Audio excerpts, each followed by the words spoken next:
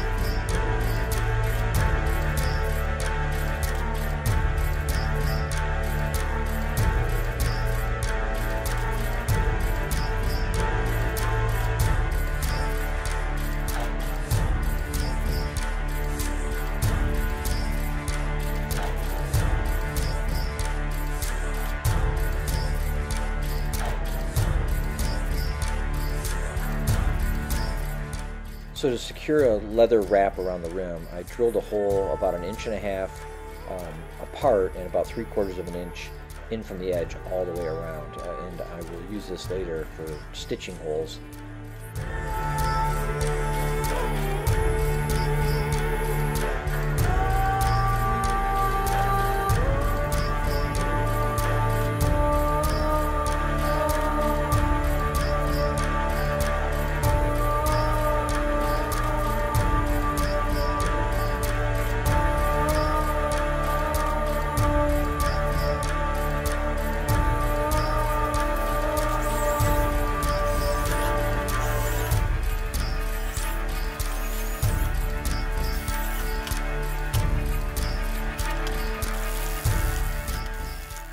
Doing all the rivets for the shield boss actually probably took the most time of anything in this project.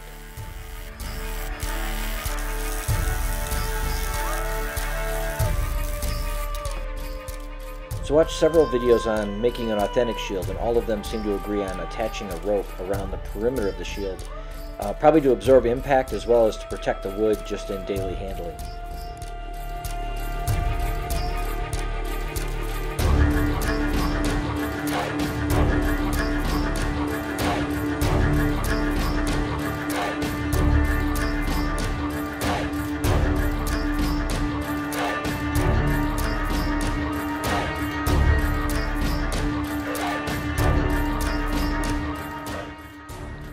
So I found a pattern of a raven that I really liked online, scaled it to draw it out on the shield, and then proceeded to paint it in. I found this actually very relaxing.